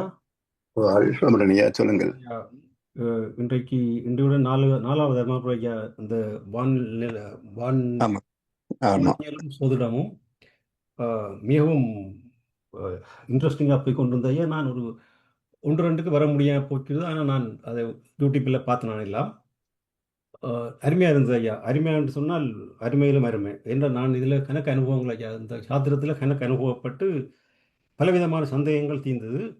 இதுலையா ஒரு கேள்வி என்று சொல்லி சொன்னால், இந்த இப்போ நீங்கள் ஆரம்பிக்கும் போது மூல நட்சத்திரம், செவ்வாய் தோஷம், பித்திரு தோஷம் தான் ஆரம்பிச்சு நீங்கள். அப்போ நான் அதில் இந்த செவ்வாய் தோஷத்தை பற்றி கணக்கு சொல்ல போறீங்கன்னு எதிர்பார்த்து நான் அதை சுருக்காக முடிச்சிட்டீங்க. இதில் கேள்வி இருந்தாயா, இப்போ கணக்கு பல இடத்துல எங்கென்ற இடத்துல எல்லாம் பார்த்து நான் இந்த செவ்வாய் தோஷத்தை வந்து பெரிய ஒரு பயங்கரமான தோஷமாக எடுக்கிறார்கள். அதாவது வந்து இப்போ ஒரு ஆளுக்கு செவ்வாய் தோஷம் கூட இருந்தால் மற்றவருக்கு செவ்வாய் தோஷம் இல்லாட்டி அதை திருமணம் செய்தால் செவ்வாய் தோஷம் இல்லாதவர் வந்து நோயாய்ப்படுவார், சில நேரத்தில் இறந்தே போவார். அப்படியான பயங்கரமாக எல்லாம் உருவாக்கி அதெல்லாம் கிடையாதுங்க ஐயா.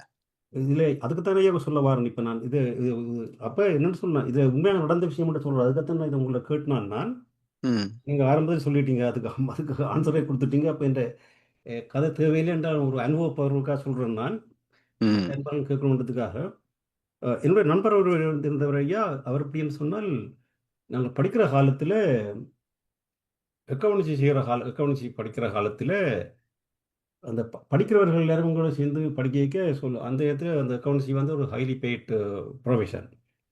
அப்போ படிக்கிறவங்க சொல்லுவாங்க, எல்லாரும் சும்மா பேசிக்கொண்டு இருக்கும்பொழுது ஒவ்வொருத்தையும் சொல்லுவார்கள், இந்த திருமணத்தை பற்றி பெருசாக கதைப்பார் என்று சொன்னால், அந்த எக்ஸாம் எல்லாம் பாஸ் பண்ணி படுத்த உடனே பெரிய பெரிய செல்வந்தர் விட்ட கல்யாணம் கட்ட வேணும், கார் வேண்ட எடுக்க வேணும், எல்லாம் அந்த வீடு இப்படியெல்லாம் பெரிய டவுரியெல்லாம் விட்டு கல்யாணம் செய்யணும், அப்படியான சிந்தனையில எல்லாம் கதைப்பாங்க.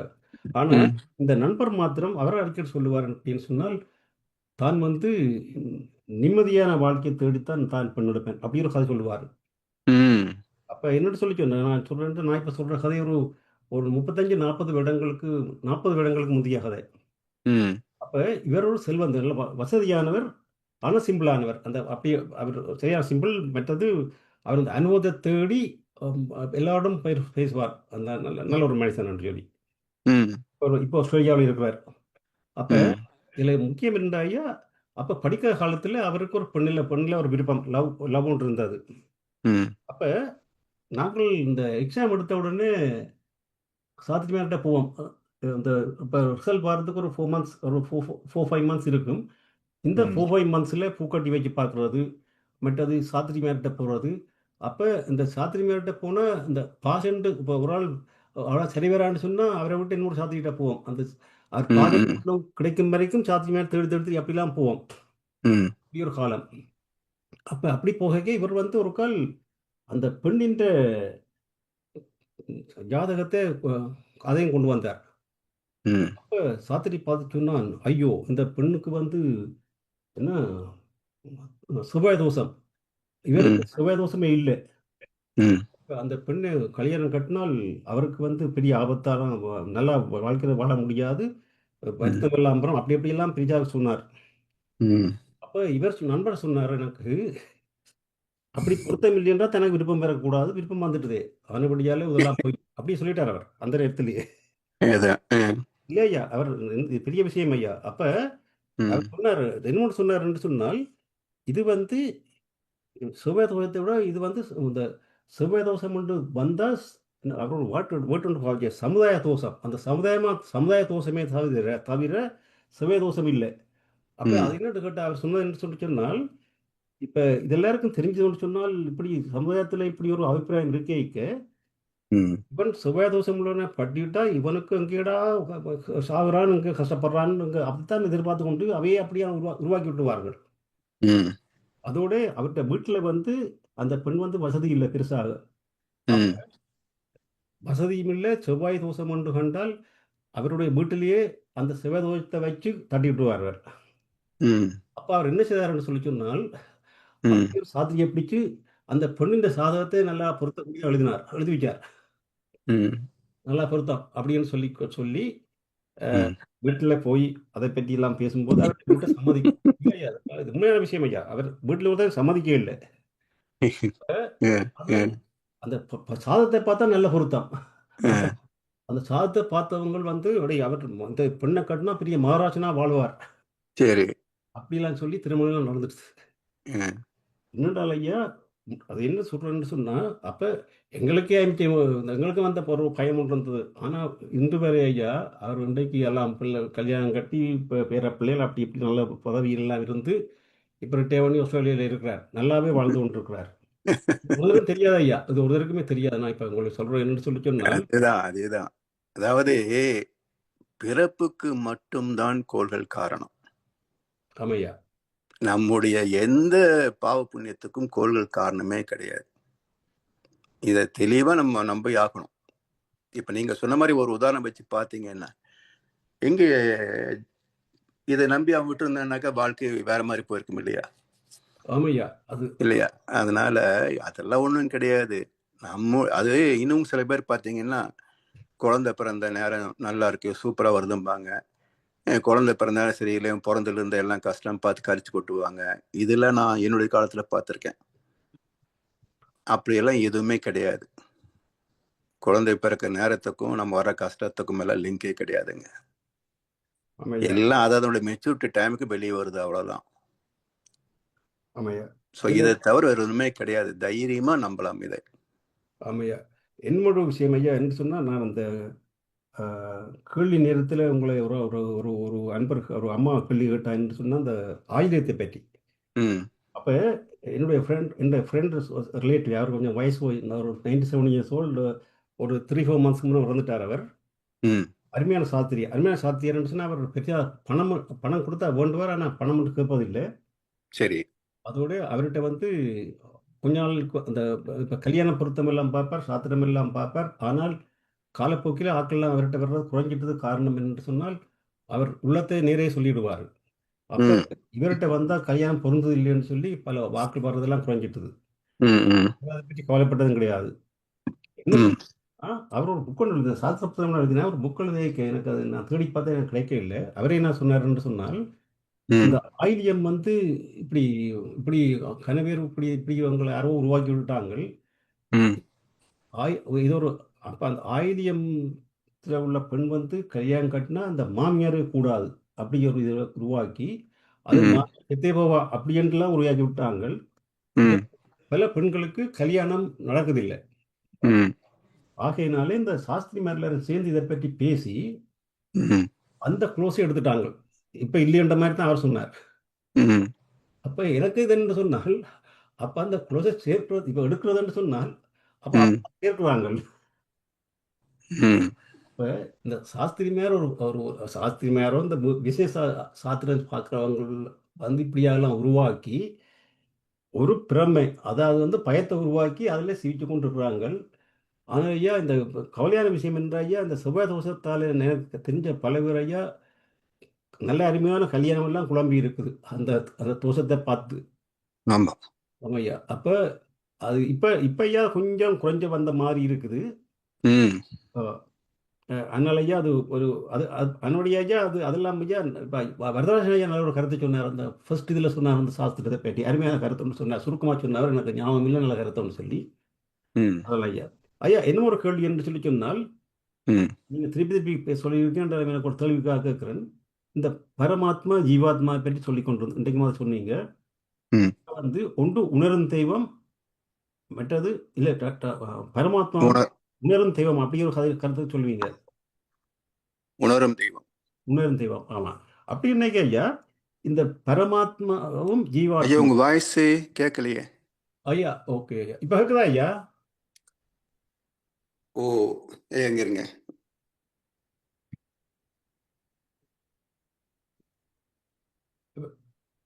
இப்போ கேட்குதா ஐயா?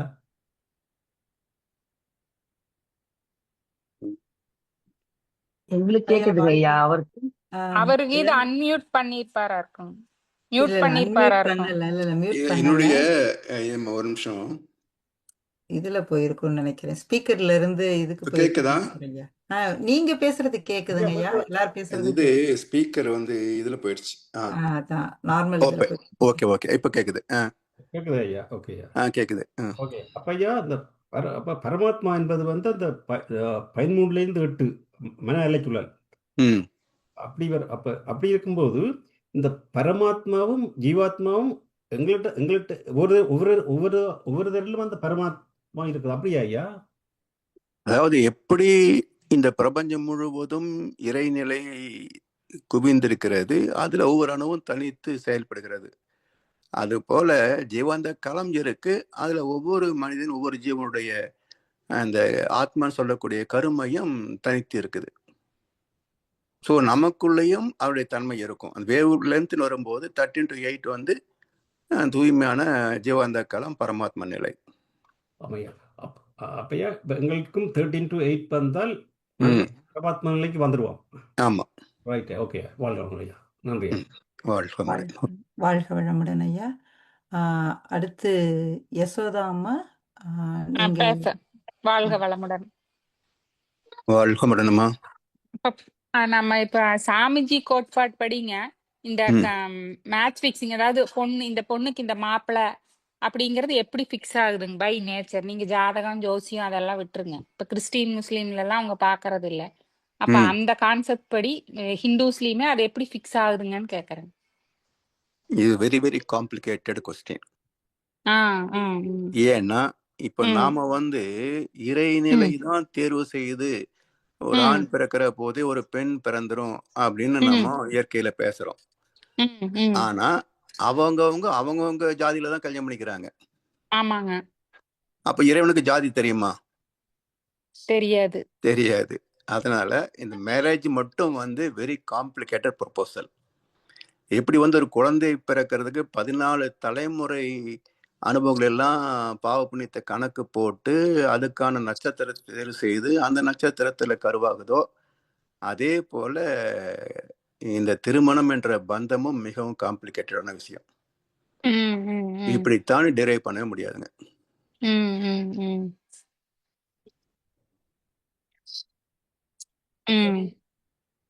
வினைப்பதிவு கண்டுக்குன்னு சொல்றோம், அவ்வளவுதானே தவிர அந்த வினைப்பதிவுலையும் என்ன சொல்லலாம், நாம இந்த ரிலிஜியன் இந்த கேஸ்ட்ன்றது அதுல இருக்குல்ல, நம்ம பேசி பேசி கேட்டு கேட்டு அதுல பதிஞ்சிருக்குது இல்ல. ஒருவேளை இது அதனுடைய துணையை தேர்ந்தெடுக்குதா அப்படின்னு இருக்கலாம். அப்ப சில பேர் மதம் விட்டே மதம் போயிடுறாங்களா, அதுக்கு என்ன காரணம்? அதனால நிறைய கேள்விகளுக்கு பதில் கிடைக்காது. அதனாலதான் இது வெரி காம்ப்ளிகேட்டட் கொஸ்டின். அதாங்க இப்ப நம்ம சாமிஜியோட விளக்கம் தெரிஞ்சுட்டோம். நம்ம அதுக்குபடி ஏத்துக்கு ஏத்துட்டு அவ்வளவுதான். அது ஒரு அதாவது சீர்திருத்தி வாழ்க்கை ஒரு நடத்த வேண்டியது. பொதுவான கான்செப்ட் தான் சாமி சொல்றது வந்து அவரவர் வினைப்பதிவுக்கு தகுந்த துணையை தேர்ந்தெடுக்கிறது. இது ஒரு ஆன்சர் தானே தவிர இது விளக்கம் கிடையாது. அது விளக்கத்துக்கு பாத்தீங்கன்னா போனா ரொம்ப ஜாடி காம்ப்ளிகேஷன். ஜாடிக்கேத்த மூடி மாதிரி தான். மூடி மூடி செட் ஆகலைன்னா அப்புறம் ஜாடி திறந்துதான் இருக்கு. அப்படி இல்ல. நீங்க சொல்லுங்க அதுலயும் வள்ளுவர் சொன்னதெல்லாம் சொல்லணும் கரெக்டா. சொல்லுங்க. என்னதான் ஒரே பாத்திரம் மாதிரி தெரிஞ்சாலும் ஜாடி ம். தனி மூடி தனிதான். ம், ம், ம், ம். அப்படித்தான் ஹஸ்பண்ட் ஒய்ஃப் அப்படித்தான் இருப்பாங்க. ம், ம், ம். என்னதான் வெளியே பாக்குறதுக்கு எல்லாம் ஒண்ணு மாதிரி தெரிஞ்சாலும் ம், ஜாடி வேற மூடி வேறதான். ம், ம். சரிங்களா? அது கரெக்டுங்க. வாழ்க்கை வளமுடன். இந்த அளவுக்கு பண்பட்டு இருக்கிறோன்னு சந்தோஷப்பட்டுக்க வேண்டியதுதானே. அதேதான் அதுதான்மா.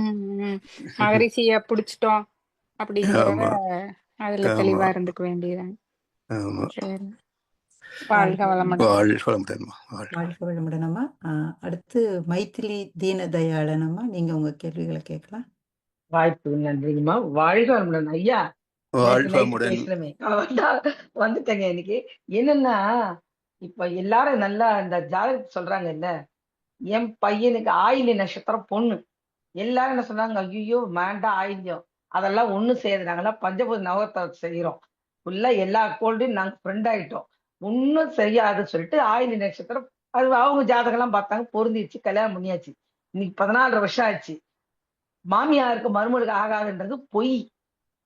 சரிங்களா? அவ இப்ப நான் பிரைஸ் வாங்குறதுக்கு இது சாரி எனக்கு பார்சல் சென்னையில உள்ள யாரோ வச்சிருந்த யாரையோ அங்க இருந்து எனக்கு வந்துருச்சு. இதுக்கு முன்னே ஒரு சாரி அனுப்பிட்டா, இன்டர்நேஷனல் கோல்டுல வின் பண்ணேன்னு சொல்லிட்டு அனுப்பியிருக்கா. அப்ப அந்த மாதிரி தெரியுங்களா, எங்க போனாலும் முதல்ல நான் இங்கிருந்து போகும்போதே எங்கதான் சுத்தி பார்க்கலாம் ரெடி பண்ணிடுவா. இதுக்கெல்லாம் வந்து கிடையாது. நீங்க சொன்ன மாதிரி அவங்களுடைய கர்மா அந்த இது இந்த நட்சத்திரத்துக்கு அதுக்கு நான் ஒத்துக்கவே மாட்டேங்க ஐயா. ஆயில்யம். ஆனா எல்லாரும் எங்க ரிலேஷன் எல்லாரும் என்ன திட்டினாங்க, ஆயில்யம் ஆகாதுயா, அது கல்யாணம் பண்ணி நான் நல்லா தானே இருக்கேன். அதனால அந்த அந்த அளவுக்கு தெளிவு வரணுங்கய்யா. முதல்ல நம்மளே வந்து பழக்கத்துக்கு வழக்கத்துக்கு இடையில போராடணும். ஆமாமா சுவாமி சொன்ன சத்தியம் அதுதாங்கய்யா. ஆமா. வாழ்க வளம். அது அதே என்ன மாதிரி யாரும் தத்துவத்துல பயப்படாதீங்கம்மா. தெளிவு பெற ஆமா நம்பிக்கை வந்துருமா. ஆமாங்க. அதுல நீங்க வந்த பிறகு எக்ஸ்ட்ராடினரி சான்ஸே கிடையாது. வாழ்க வளமுடன். நன்றிங்கய்யா. நன்றிம்மா. வாழ்க வளமுடன். வாழ்க நன்றிம்மா. வளமுடன் வாழ்க அம்மா. வளமுடன். உங்களோட அனுபவத்தை பகிர்ந்ததுக்கு நன்றி. அடுத்து கவிதா கோவிந்தராஜம்மா, நீங்க உங்க கேள்விகளை கேட்கலாம். வாழ்க வளமுடன் ஐயா. வாழ்க வளமுடன் அம்மா. முதல்ல அந்த ஆயில்ய நட்சத்திரத்துக்கு ரொம்ப நன்றி சொல்லணும். நான் அந்த ஐயாக்கு ஆமா. எனக்காக போய் கேட்டு வந்தது.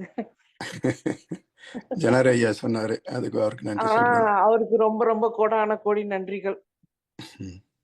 அப்புறம் ஐயா பித்ரு தோஷம்னு சொன்னீங்க. இப்போ வந்து அது வந்து தோஷம் கொடுக்கலன்னா அப்புறம் வந்து வருஷத்துக்கு ஒரு முறை போயிட்டு அவங்களுக்கு வேஷ்டி புடவை படைக்கலன்னா அந்த மாதிரி சொல்றாங்க. அதெல்லாம் எப்படிங்க? அதெல்லாம் இல்லவே இல்லைங்களா? எதுவுமே கிடையாது. எதுவுமே கிடையாது. மாலி அமாவாசையில தோஷம் கொடுக்காதவங்க மாலி அமாவாசையில போய் அதாவது அதுக்கு பேரே வேற, மகாலய அமாவாசை. லயம் ஆலயம் ஆலயம், ஆன்மாவை இறைவனோடு ஒன்றுபடுத்துகின்ற பயிற்சி ஆலயம். இது மகாலயம் அப்படின்னா இப்போ நம்ம ஐயா பேசிட்டு பாருங்க, அந்த உணர்கின்ற ஆத்மா பரமாத்மா 13-8 அலை, இது ஒரு லயம். இதுக்கு கீழே போற போது பிரபஞ்சத்தோடு இணைகிறோம் 7 to 4, அது ஒரு லயம். அதுக்கு கீழே போற போது 3 to 1, அது ஒரு லயம். இதை விட மிக உயர்ந்தது முழுமையானது எதுன்னா பூஜ்யத்தோடு லயமாவது, சுத்த வழியோடு லயமாவது, அது மகாலயம். அப்ப மகாலய அமாவாசை என்றால் முழுமையாக கும் இருட்டாக இருக்கின்ற அந்த சுத்த வெளியோடு லயமாவது மகாலய அமாவாசை. நம்முடைய முன்னோர்களுக்கு செய்யணும்ன்றாங்க பாருங்க. இப்ப முன்னோர் யாரு? எனக்கு அப்பா அம்மா தாத்தா பாட்டி இப்படியே போனா, பிள்ளைக்கு தந்தை ஒருவன், நம் எல்லோருக்கும் தந்தை இறைவன், அவங்கிட்ட போகும். இப்ப பித்ரு தோஷம் யாருகிட்ட இருக்குதுங்க? இறைவனற்றது நம்ம கிட்ட கடவுள் செய்த பாவம் இங்கு காணும் ம் துன்பம் யாவும். ம் அங்க அப்படிங்களா? போகுதா? ஆ அதுதான் இதை ஆ சொல்ல வந்ததுக்கு இவங்களை இப்படி எடுத்துக்கிட்டாங்க. ஆ ஆ ஆ ஆனா ஆ. மகாலய அமாவாசை என்பது பிண்டம் ம் வைக்கிற அமாவாசை இல்ல, ஆ சுத்தவெளியை உணர்ந்து லயமாகணும் என்று நமக்கு ஆ. நினைவுபடுத்துகின்ற அமாவாசை. அமாவாசை. அதனாலதான் அது ஆ முடிந்து அடுத்த நாள் பிரதோஷத்துல கூழ் வைப்பாங்க. ஆ அப்ப என்ன சொல்றாங்க, அந்த சுத்தவெளி தான் எழுச்சி பெற்று ம் எல்லாமாக ஆ வருது, அது என்னுடைய திருவிளையாடல்கள் என்று ஆ காட்டு கொலு வைக்கிறோம். அந்த ம் கொலுல முதல் 3 நாட்கள் சரஸ்வதி, அடுத்த 3 நாள் லக்ஷ்மி, அதுக்கு அடுத்த 3 நாள் சக்தி வழிபாடு. ஆமா.